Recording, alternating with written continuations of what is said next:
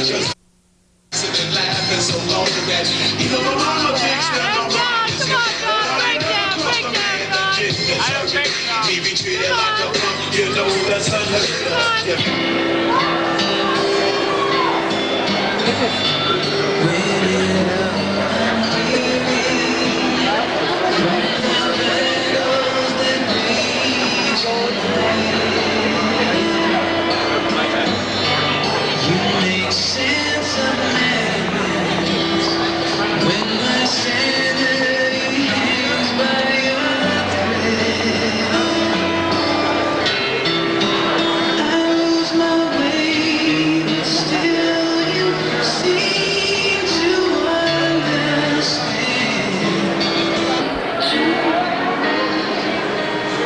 Introducing Carolyn Laslovich and her date, Daniel Spoon.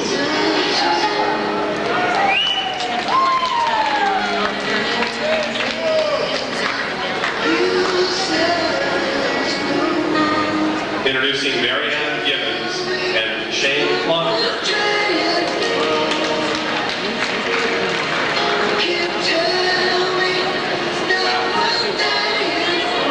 Next we have Lindsay Smith, Ryan Preston.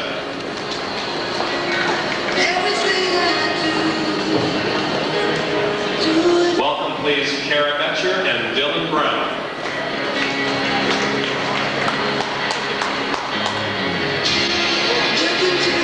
Introducing Devin Lokay and Dan Castillo.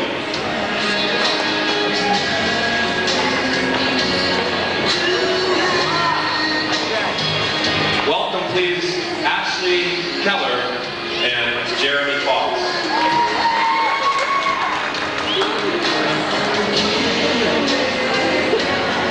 Ashley Harden and her date Tim Cobb.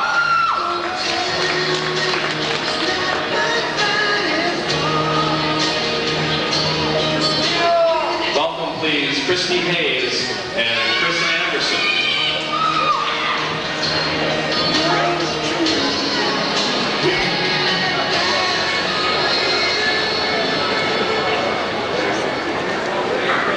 Jenny Neptune, escorted by Kevin Eggers.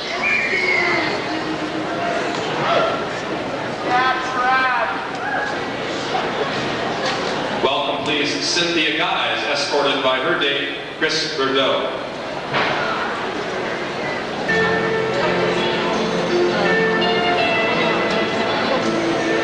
Lindsay Keller and her date, Brian Mack.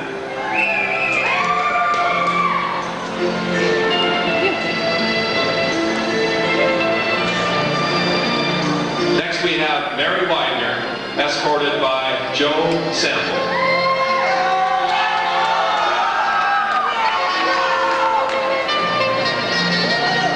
Our next couple, Ryan Williams and her date, Pat Carls.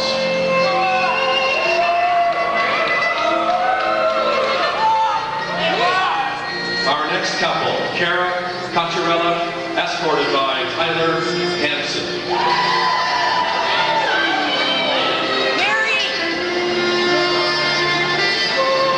Welcome please Cammie Palmer, escorted by Paul Blasting.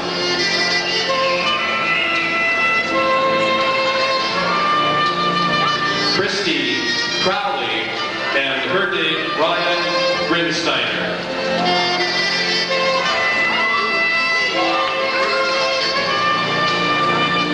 Our next couple, Jody Hyatt and her date Cameron Reiners.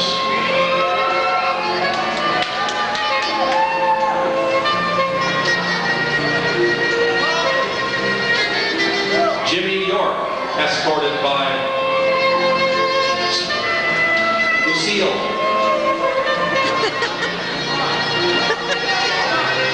Lucille Frost, escorted by Jimmy Brown.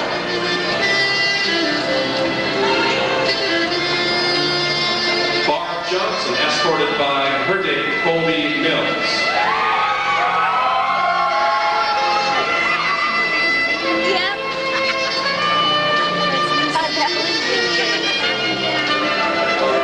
Angela Watson, escorted by James Swallow.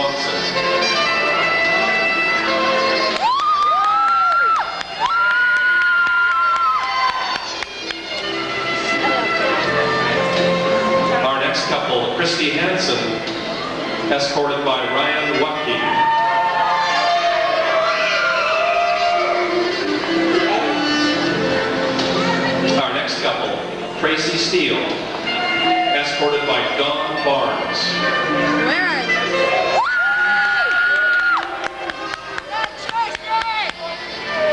Our next couple, Lindsay Babcock and her date, Tiffy Peel. Nice looking couple. Welcome, please, Crystal Reed, escorted by Kaya Kane.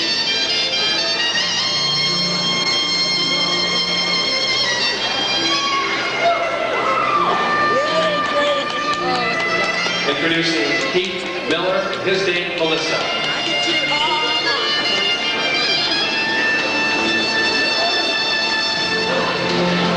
Our next couple, Shannon Tillotson, and her date, Chad Hawkinson.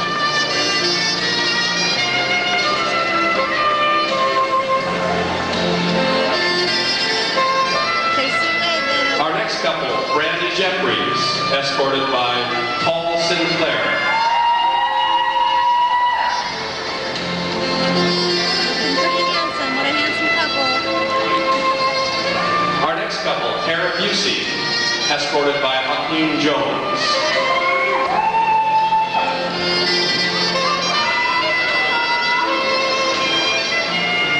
Introducing Alicia Wagner, escorted by John Lewis. Charlie Smith.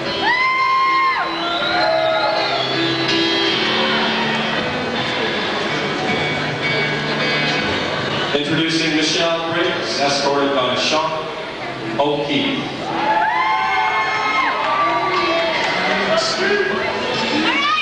Our next couple, Ron Grinnell, and his date, Jennifer Griffin.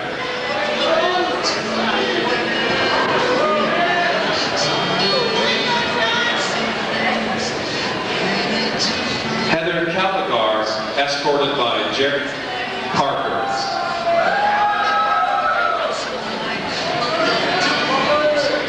Welcome, please, Jen Holmesburg and her date, Josh Quick.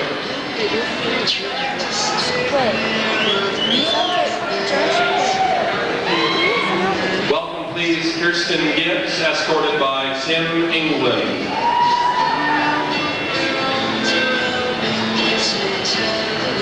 Our next couple, Megan Campbell, escorted by Daniel Potts.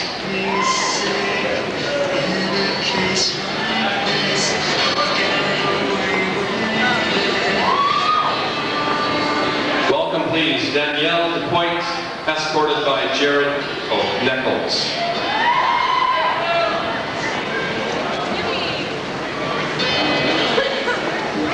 Our next couple, Rianne Schoenweiss, escorted by Wayne Rogers.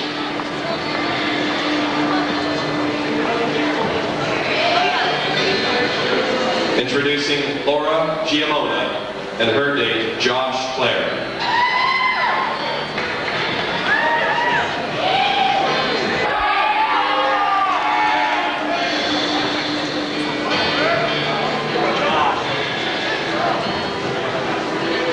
Introducing Jocelyn Spoon and her date, Jonathan Brady.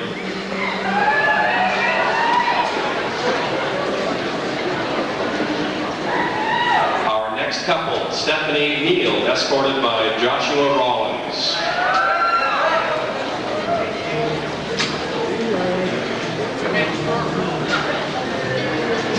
Our next couple, Sarah Stoffer, escorted by her date, Adam Munson Young.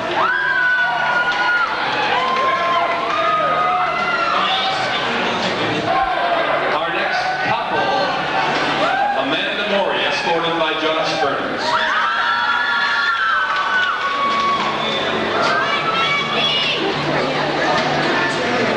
Brandy.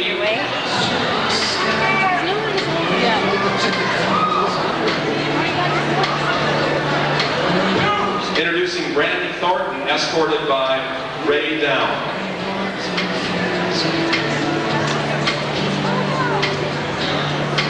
Our next couple, Bridget Sample, escorted by her date, Ben Nelson.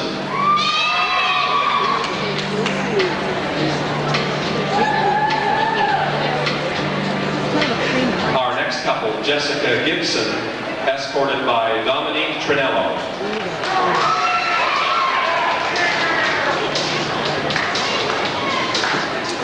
Welcome, please, Shelley Sexton, escorted by her date, Christopher Schwartz.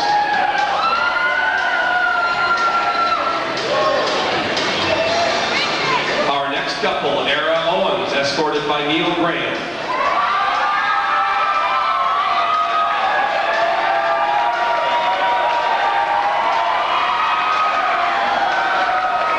Introducing our next couple, Sarah Gobbs and Ewan Martin.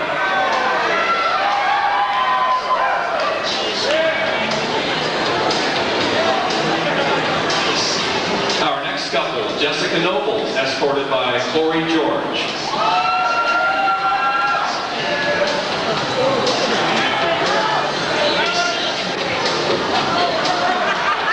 Welcome, please, Melissa Mesmer, escorted by her date, Grant Pearson.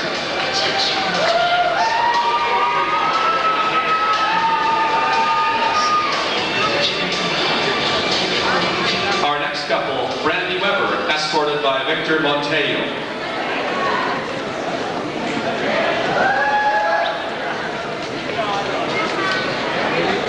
Our next couple, Jenny Hall, escorted by Brandon Lives. Escorted by my son, Brandon Chamber.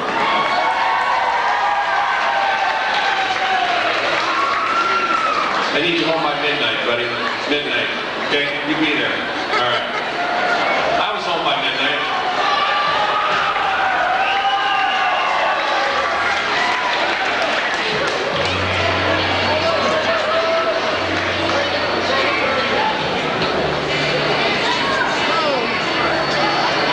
Hold on 1 second. We've got the crowning of the royalty, etc. Just one moment.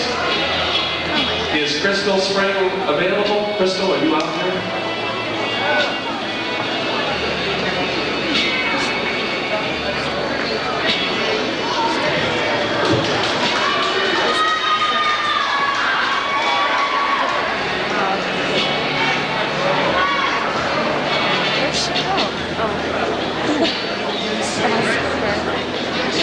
As you know, tradition dictates that we crown royalty this evening. We're about to crown the King and Queen of the 1996 Junior Sentinel High School Prom.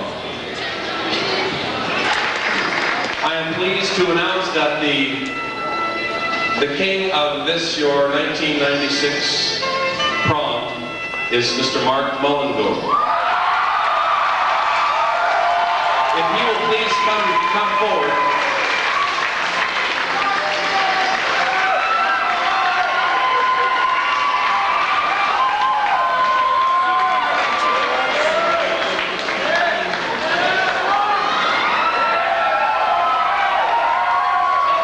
It's good to be king, isn't it?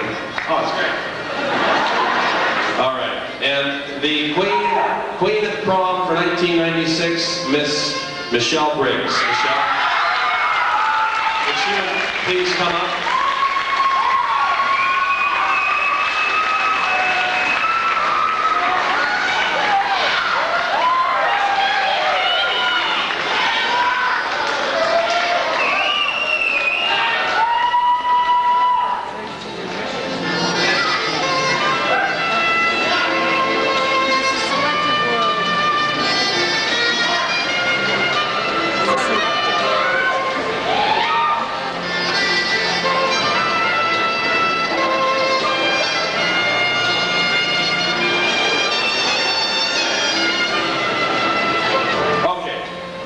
Ladies and gentlemen, our royalty, Mark Mullendorf and Michelle Briggs.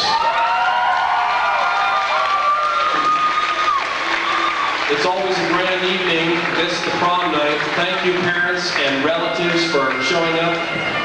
Wonderful to have you come out on this really gala spectacle. It's kind of amazing, isn't it? This time, our homecoming couple will dance a little for us, and then the rest of you can sort of join in with them. Have a wonderful evening. This one lasts because this one's all we get.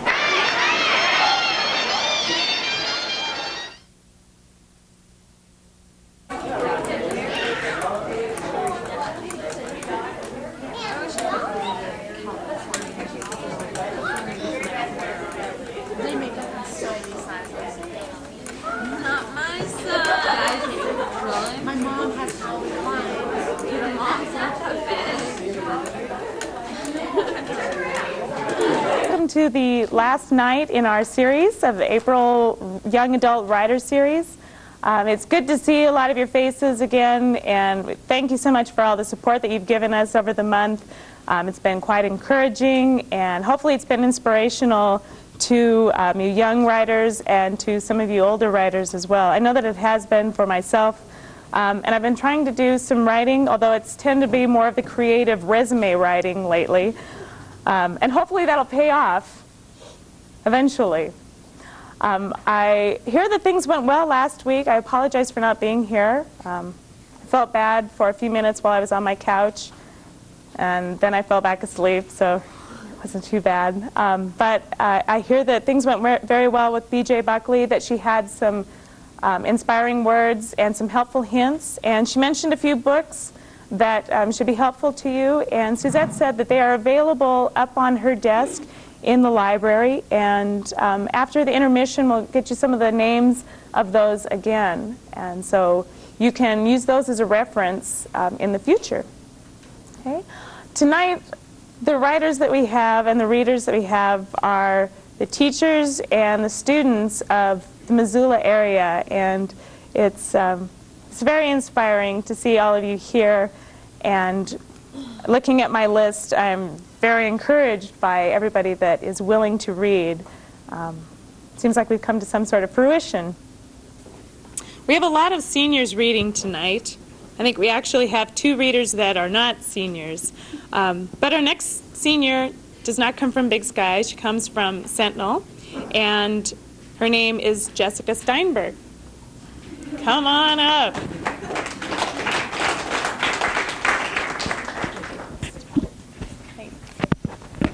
Okay, this is an alliteration poem, and it was for a creative writing class at Sentinel, and I used the S sound over and over.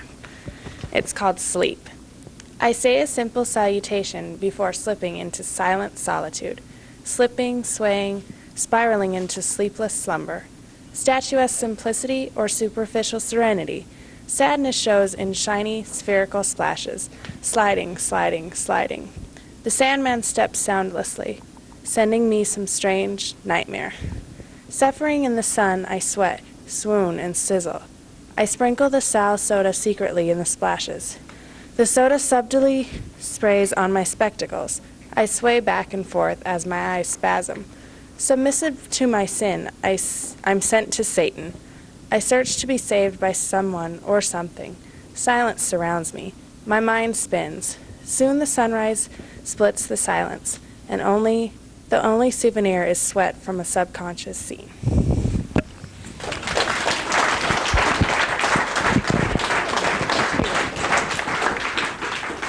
Suffering succotash. From Sentinel, another senior we have is Bridget Sample.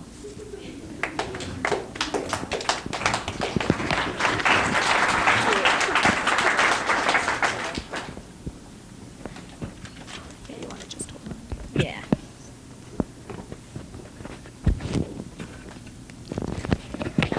Okay, this doesn't have a title. A woman waits upon a widow's walk. Her fingers rub her husband's lock. Day after day, night after night, she waits for her husband to come into sight. Month after month, year after year, she refuses to give up hope and live with the fear. Sometime in February, one lackluster day, a sail is seen at the edge of the bay. Refusing to leave, refusing to hope, because without him, she doesn't know how she'll cope. A man can be seen waving his arms about, kissing the ground, and giving his friend a clout. Could it be, dare she wish, how long he was gone, how much he was missed? But this was a dream that could never be, because one stormy day he was lost at sea.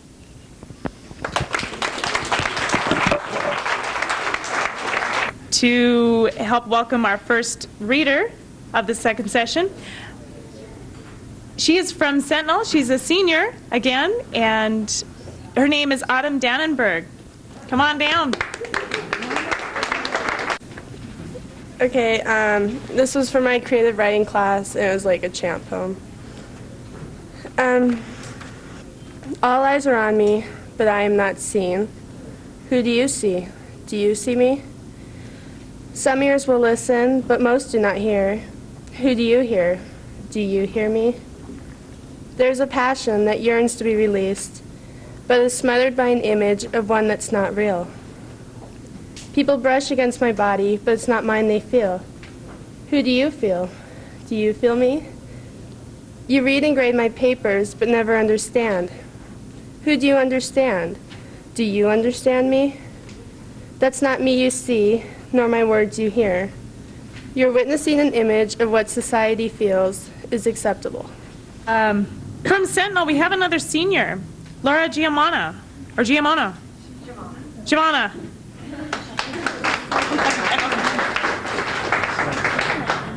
Okay, we had to write a perspective poem on what we thought beauty was, and here's my perception of beauty. He had tried over and over to describe her. She was so beautiful to him. It wasn't her fine features, her hair, or her body, but a radiant glow that shined forth from her. Her self-confidence was almost cocky, yet simultaneously humble. Yet often she was naive and innocent as a little girl. She wasn't invulnerable to pain or feel of failure, but never had it change that illuminating aura. She would fight through any obstacle and strive to meet her expectations of success. Even when the time seemed that light would shine no more, she, that beautiful woman, would never cease to burn forth with the love and passion inside of her soul. It was this that made her unconditionally beautiful to him.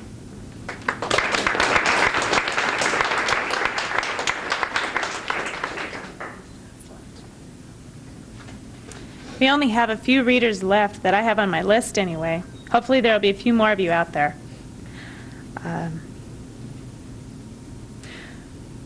Somebody that signed up during the intermission at the last minute comes from Sentinel. He's a junior, and his name is Bong Moi. I hope that I said that right, and please if I said that wrong.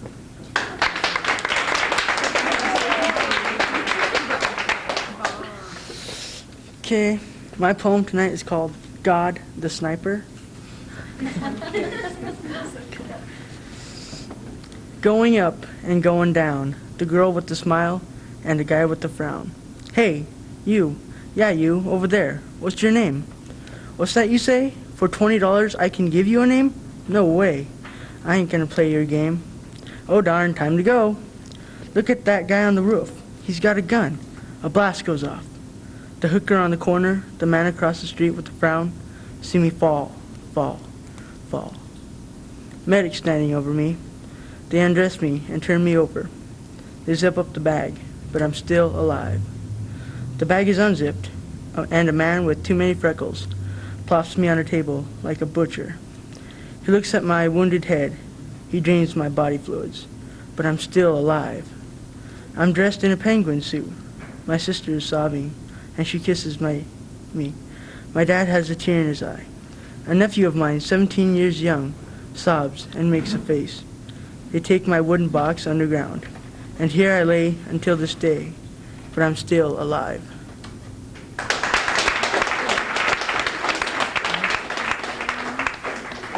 And my last poem is called Gaia's Revenge. And if you guys don't know who Gaia is, she's Mother Earth. Okay. Through the eyes of death, through the touch of lust, comes the apocalypse. Death, war, famine, and pestilence. They rip through our land, devouring the innocent and the evil, nature's ultimate cleanser. The time has come to look within the shadows of our hearts, to make our life worth dying. Destroy your hate and anger, for it swallows you up inside its web. Our days are short. You must live for the future and try not to bring back the past.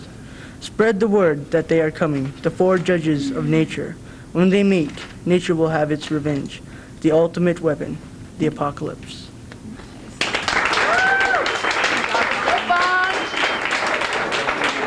I think Suzette has a couple of words to say in closing, but I'd like to thank you all once again for coming and for giving us your support. I think you all deserve a round of applause.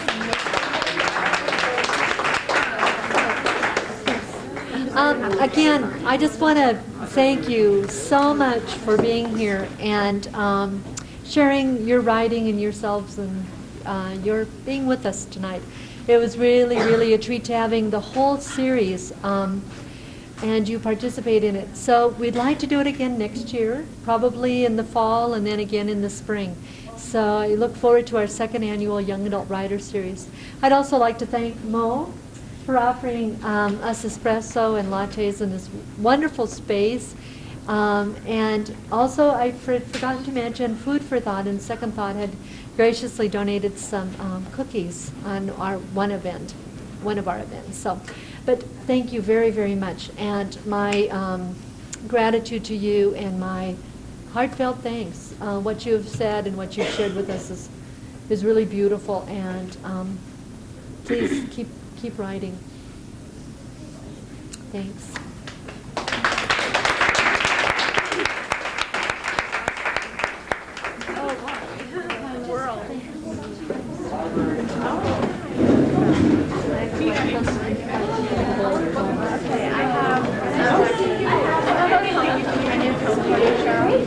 I'll get this taped up.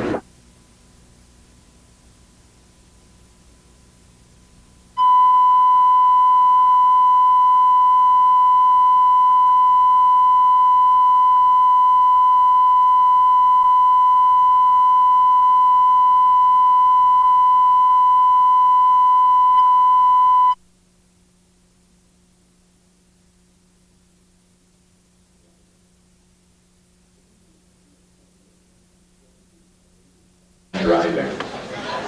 The people of Missoula County are going to show you how they respond to a serious accident. And some of your friends are going to show you what it can be like to be in a serious accident. What you're going to see is not real. It is a dramatization. It's something which happens every day somewhere in the United States. It happens because someone drinks too much, then gets into a car or truck, and goes out on the streets and highways. Let me set the scene for you. It's prom night. 5 of the Missoula County High School students, Catherine Fangsrud of Loyola, Seth Cole Rose from Hellgate, Ryan Morton from Loyola, Amy Steenbrook of Hellgate, and Megan Campbell of Sentinel are on their way to meet some friends at a party. They didn't get to that party. They get into an accident instead. All because another student got drunk and ran into their car. These 5 teenagers don't even know who hit them. The other car drove on, never stopping. All they know is that another car drove onto their side of the street and slammed into their car, spinning it out of control before it finally rolled over. Catherine Fangsrud was riding in the center front on the console. She was not wearing a seatbelt. The impact of the crash threw her out of the car, which then rolled on her. She's lying over there. Someone passing by saw the crash and called 911.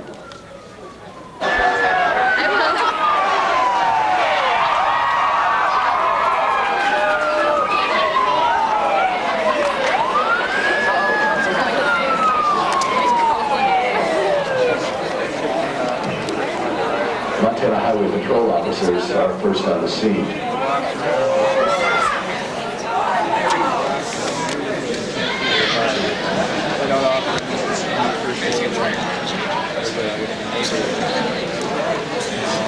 They notify dispatch that this is a severe accident with severe injuries to 5 people. The officers inform dispatch the fire department will need to respond for extrication. Missoula City Fire is dispatched and will respond with full medical extrication crews.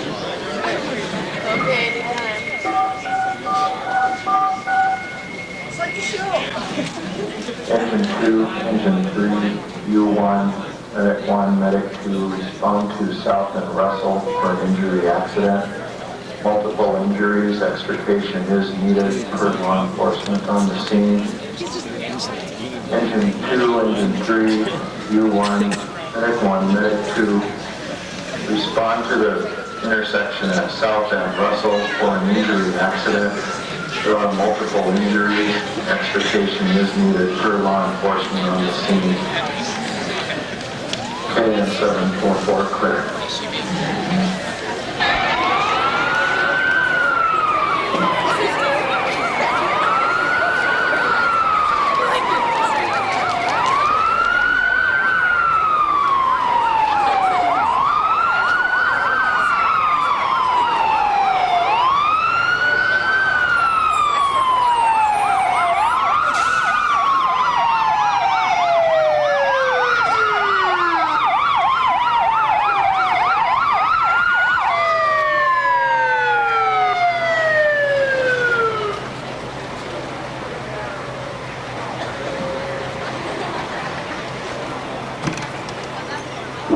ambulances arrive, triage begins. Triage means evaluation of the injuries that the students have suffered and treatment of the most seriously injured person first. The first ambulance to arrive recognizes that there are potentially critical patients, and St. Patrick's Life Flight will be needed.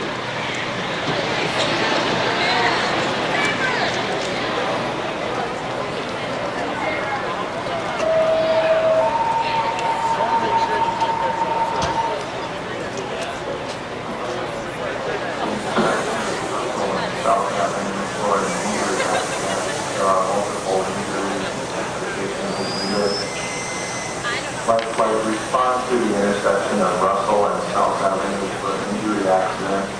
There are multiple injuries and extrication is needed. And 744 clear.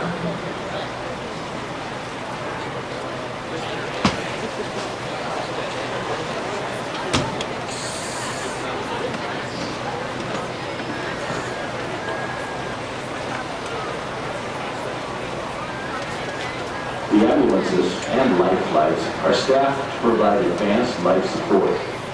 Emergency medical technicians, paramedics, and flight nurses that are especially trained to handle emergencies like this one.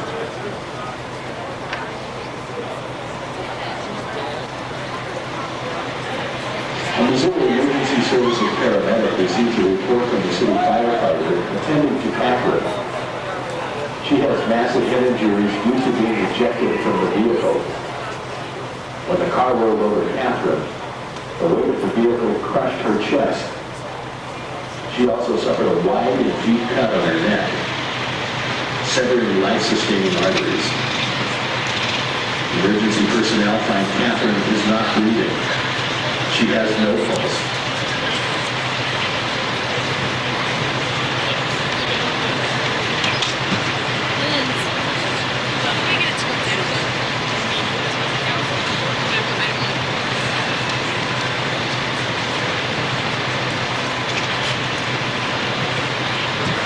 The attending paramedic notifies the emergency department at St. Patrick's Hospital of her condition. She was declared dead at the scene. The paramedic puts a sheet over Catherine's body and moves to the next patient. There we go. Seth Old Rose was riding in the back seat, behind the passenger front seat. He is stunned and in shock. Seth tried to get out of the car on his own, but because of injuries to his legs, he cannot. He's found lying just outside of the car. Firefighters and ambulance personnel are attending to Seth. They find that he is critically injured. Seth will need to be flown to the hospital by life flight helicopter due to the severity of his injuries.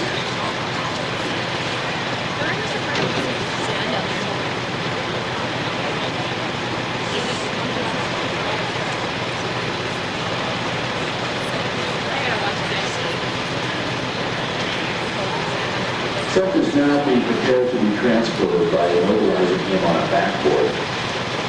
They strap him to the backboard, making sure he can't move and injure himself further. Oxygen is applied, intravenous fluids, and medication are also started on Seth.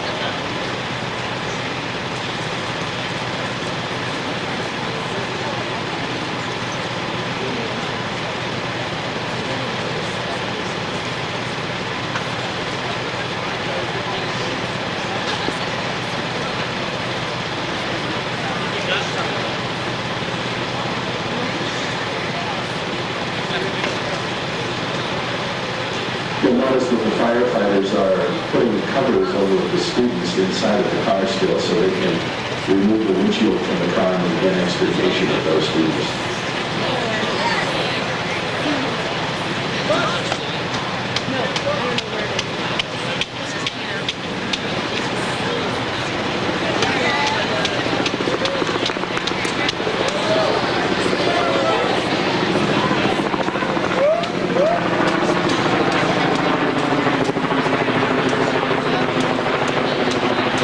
As the life flight helicopter arrives,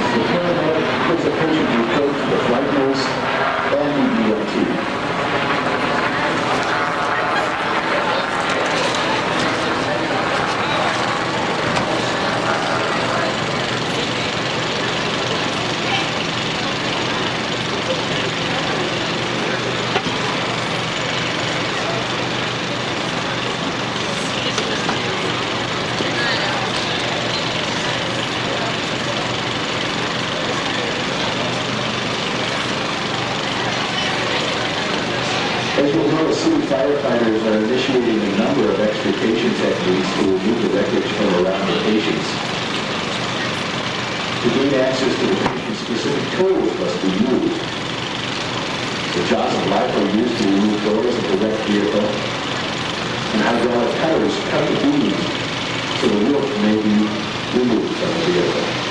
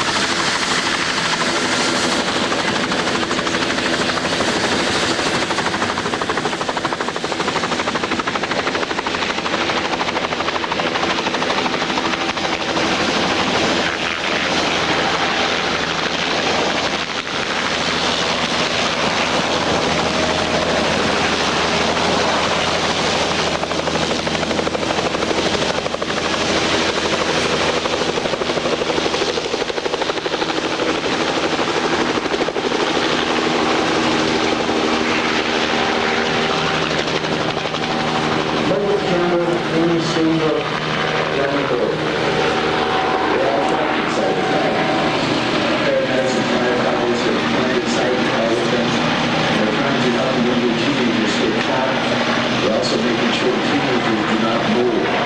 They've been assessing their injuries and checking to find out whether or not they were breathing.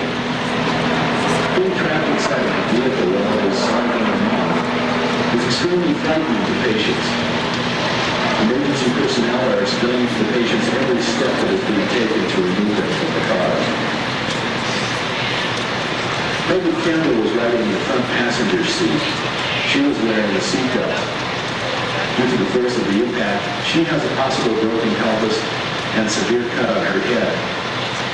She has lost a lot of blood, and she is now in shock. Now that the firefighters have been able to get Megan out of the car, the bleeding is controlled, and she is C-spine and immobilized. Masked pants are put on Megan. The close-fitting inflatable garment is to stabilize a broken hip or leg. The masked pants will help keep Megan's blood pressure up. Oxygen and intravenous fluids are started on Megan. She is quickly loaded in the ambulance to be taken to Community Medical Center where the trauma team is waiting.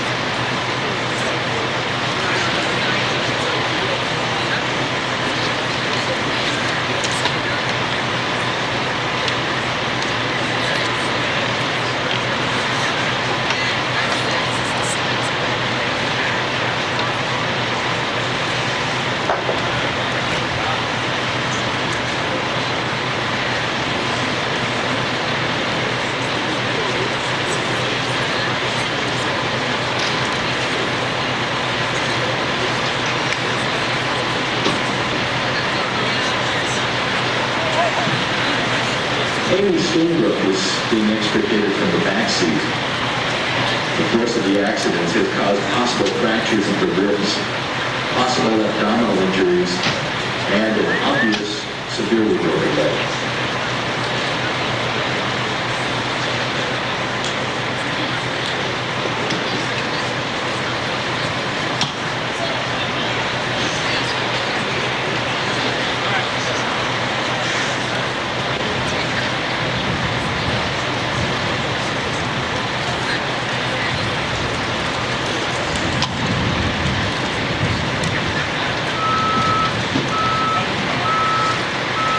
The first ambulance is now leaving the scene, taking Megan to the hospital immediately.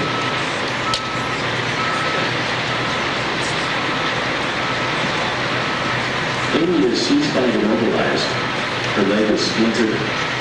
Oxygen and intravenous fluids are started. She must be transported immediately because of possible internal bleeding in her abdomen. Paramedics will now transport her to the ambulance.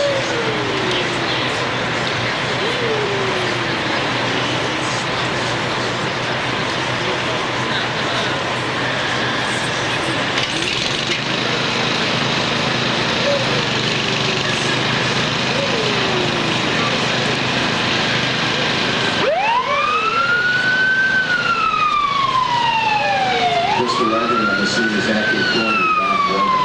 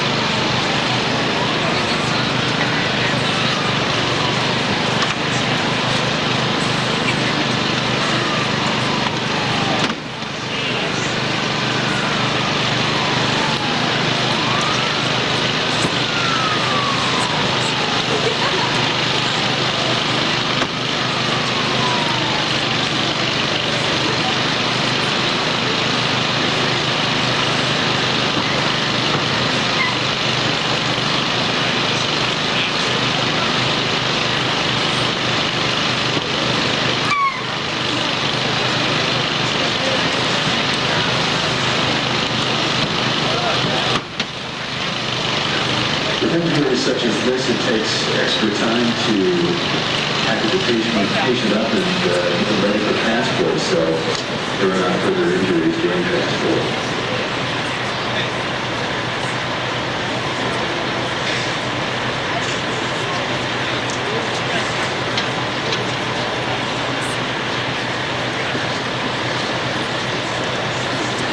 Brian Morton was driving the vehicle, and because he was wearing a wrap and a shoulder seatbelt, he is the least injured of the five, and is the last to be removed from the vehicle.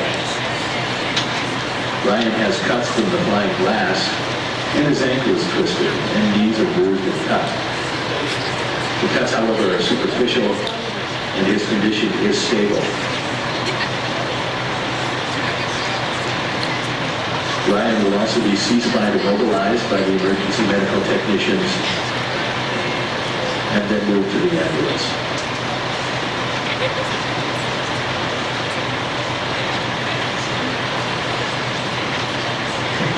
Captain Coroner Don Norman takes the sheet off Catherine and pronounces her dead at the scene. The officers have been taking measurements and photos of the entire accident scene. These pictures might be needed to provide information in court later.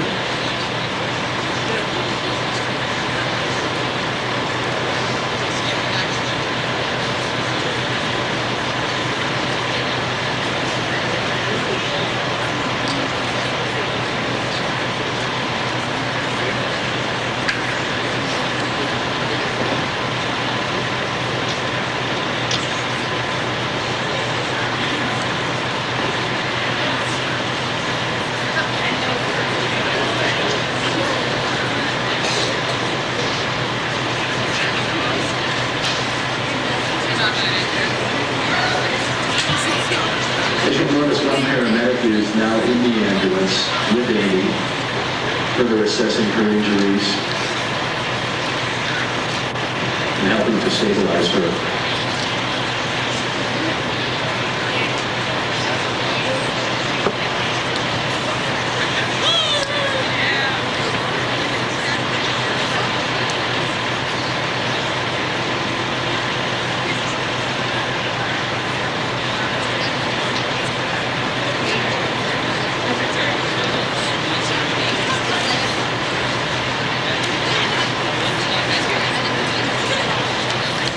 Ryan Morton is now being loaded into the ambulance for transport.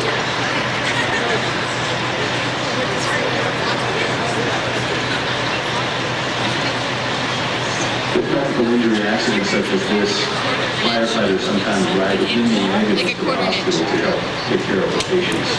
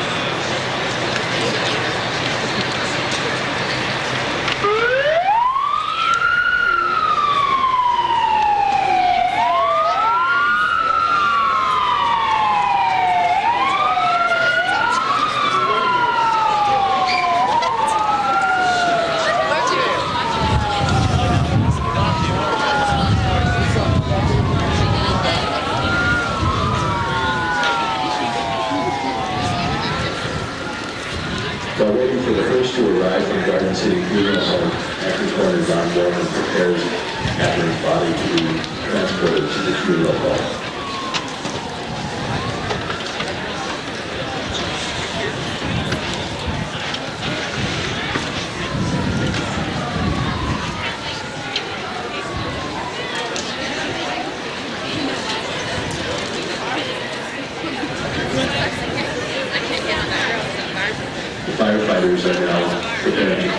scene after this accident.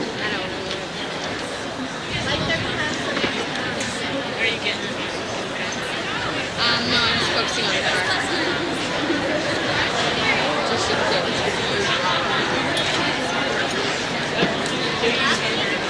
I can't get her at all. Like, that bar is great for the audience.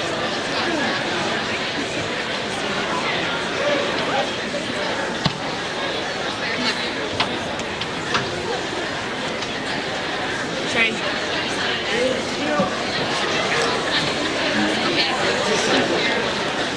I know this.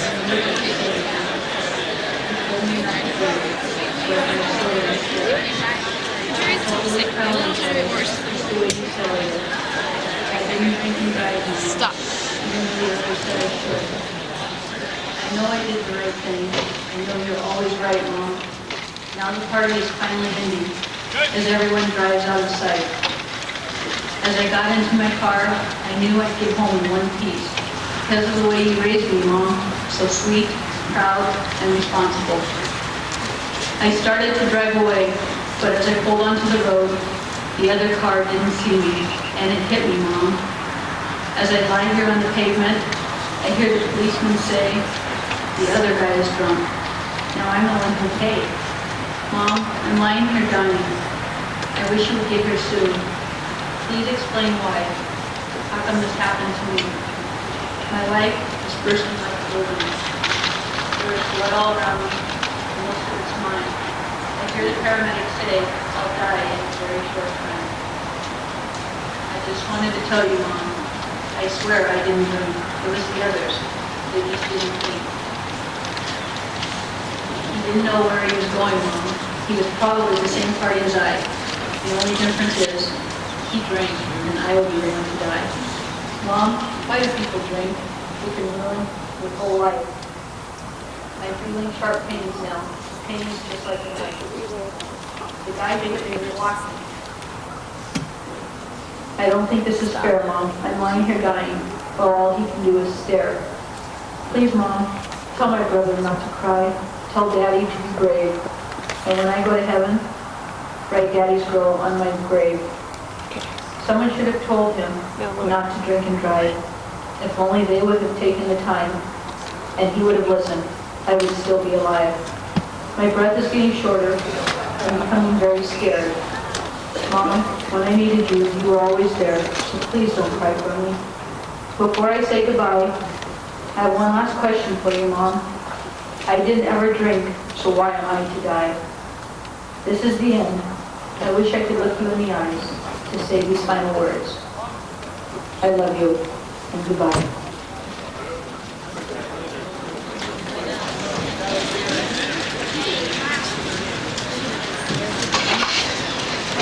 16-year-old Catherine was planning on becoming a certified lifeguard this summer. She planned on attending the University of Washington and majoring in English or history. She had wanted to become a high school history or English teacher.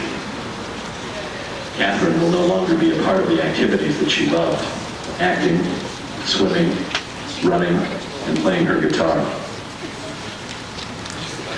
For Catherine's friends in the audience, they will feel a deep loss and will only have fond memories of times past. No one will ever know what good she might have done or what a difference she might have made in people's lives. We know that for her parents, Armand and Mary Ann, life will never be the same. They grieve over the loss of their daughter. They're bitter, they're angry, they're resentful toward the drunk driver who killed her. The fact that Seth tried to move before medical help arrived complicated his injuries. The impact of the crash broke his neck. By moving, he became paralyzed. He'll never regain the use or feeling of his legs. Seth will spend the rest of his life in a wheelchair. He had planned on spending the summer as a camp hand for cattle drives and being a counselor for Dare Camp. He planned to attend the University of Montana in Missoula and major in forestry, now more limited.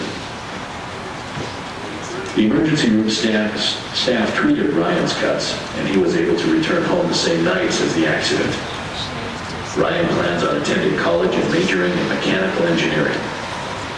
He was fortunate enough to walk away from this accident without any physical injuries. But while he's enjoying his hobbies such as skiing and drama, this accident will never be far from his mind. He will always remember this evening and the loss of his friend Catherine. Megan's injuries were severe, and she spent several weeks in the hospital. She went through a number of surgeries to repair her abdominal bleeding and reconstruct her hips. But she will eventually recover fully after a long rehabilitation. Megan had planned on working during the summer and spending a month in Spain. She plans on attending the Cornish Conservatory Arts in Seattle, Washington, to major in theater arts. Because of her injuries, her plans were delayed. She did continue on to become a teacher of drama at college. Amy spent several days in the hospital. She had surgery to repair her leg and knee. She will recover, but due to the severity of the injury to her knee, there will be limitations. A constant reminder of this night. Because of her injury to her knee, she will not be able to participate with the dance team any longer. Amy had planned on traveling to Colorado this summer. Her plans were delayed due to surgeries. Amy attended a community college in Oregon and went on to become a registered nurse. What you've seen here this afternoon is not real. This night. But tragedies like this one we portrayed do happen far too often. They led to the organization of groups such as Mothers Against Drunk Drivers and Students Against Driving Drunk. You have seen a demonstration of some of the finest trauma care available, but the best trauma care is prevention.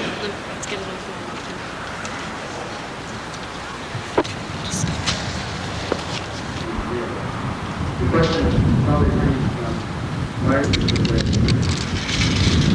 Much of the information for vehicles in the afternoon. My friend